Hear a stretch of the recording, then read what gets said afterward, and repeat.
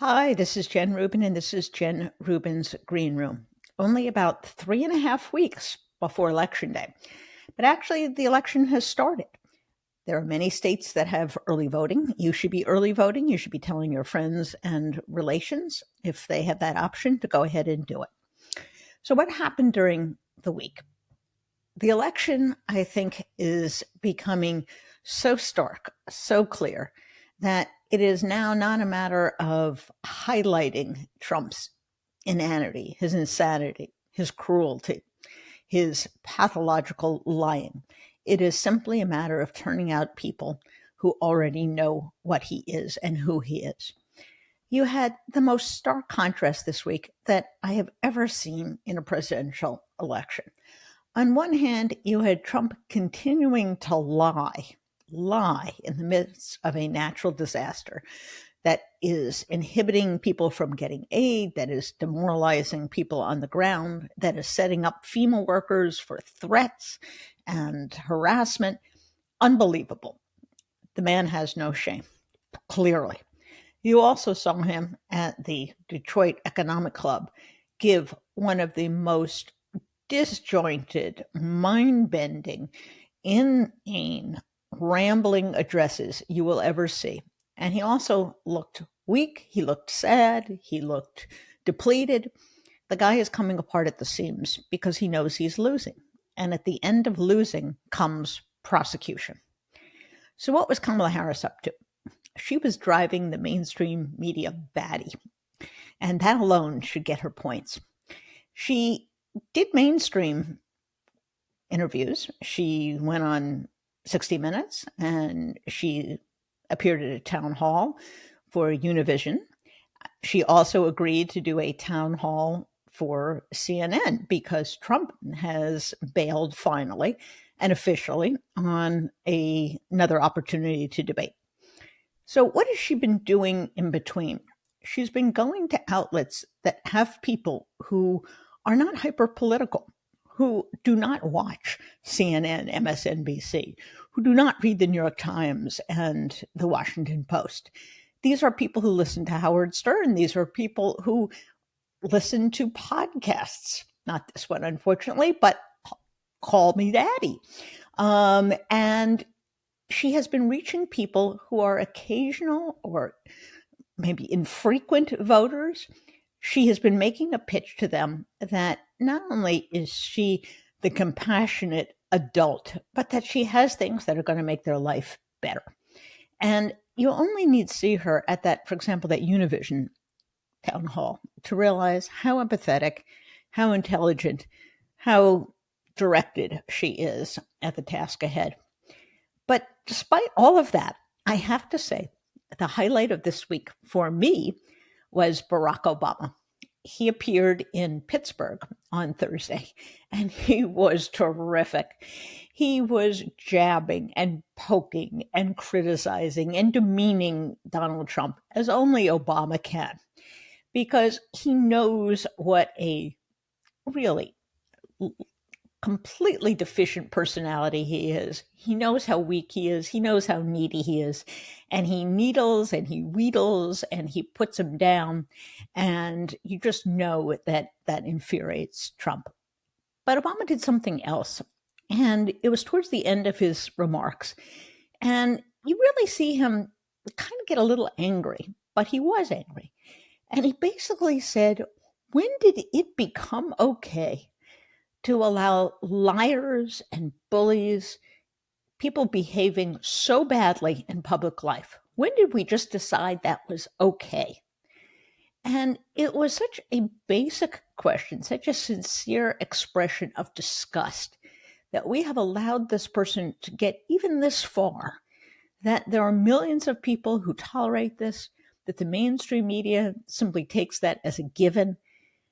When did it become okay to have such a despicable human being run for presidency? And it was, in some ways, a sad question because we've met the enemy and he is us. That's the American people. Yes, you can blame Fox. Yes, you can blame right wing blogs. Yes, you can blame money in politics. But ultimately, there are millions, tens of millions of people who have accepted this and who like him not despite this behavior, but because of it. And that is a sad commentary on America. And it makes you wonder how we went astray and how we get this back. How do we return to something that approaches national decency?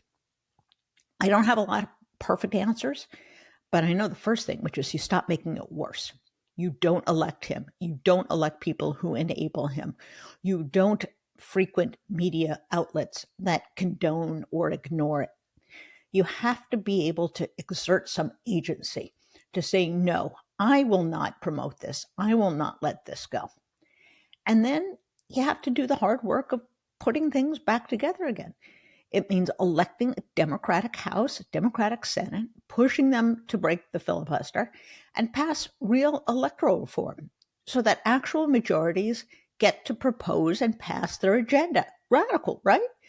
No, we need voting reform. We need term limits for a Supreme Court that is completely out of control. We need to do the things that it takes to put democracy back together. Second thing is we have to start reaching out to those people who are not so far gone it's impossible. That means religious groups, that means civic groups, that means individual groups. You got to kind of have to find those places and those people who are still reachable. And the last thing is we need a new media. The current media is broken. It's lost trust. It's lost audience. That's why Kamala Harris was going out to all of these networks. They are so obsessed with insiderness. They are so obsessed with their own storylines. They spent much of the week belly aching that Kamala Harris wasn't talking to them. Who cares? That's not news. That's just their own complaint. Well, we're not very interested in that, nor are we interested to hear them normalize and sanitize Donald Trump. We're not interested in them playing the what about game. We're not interested in seeing the moral equivalence. They've lost credibility. They have not covered Trump for what he is, which is a totalitarian-minded, psychotic individual. And they wonder why people don't listen to them, why people don't want to talk to them, why a candidate who doesn't want to be peppered with, well, Donald Trump said X, what do you have to say about that? A candidate who doesn't want to do that question, who wants to talk about what she wants to do for the American people, who wants to answer questions about Americans. You can understand why they would be ignored. Now, many of you are saying, well, you work for the Washington Post. I do. I'm a columnist, and I enjoy the luxury that many people do not have of editorial independence. But I say this to the media in general, to the mainstream media specifically, you have to clean up your act. You have to get back to the basic nuts and bolts of reporting what is in front of you, of letting the chips fall where they may. And if one side is excessively lying, you take the position of truth.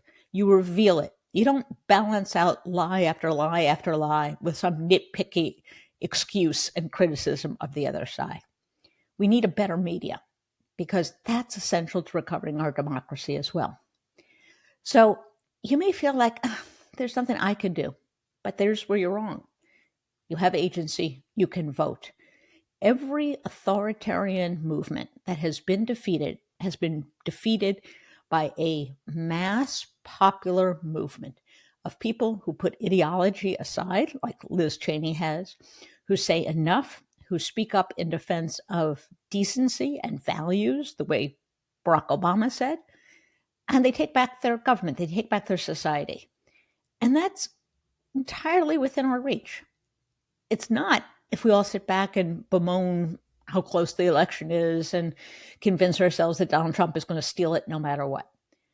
But we have agency. We have 3.5 weeks at least to fight this out.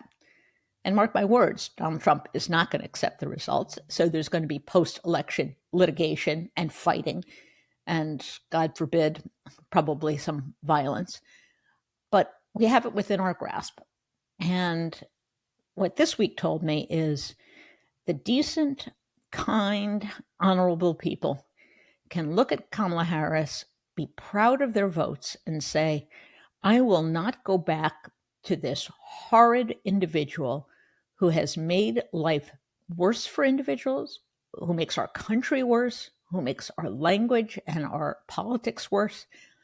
It was so clear this week that I thought, maybe for the first time, people who aren't political, who are listening to these other outlets, who are watching these other programs, they can figure it out too.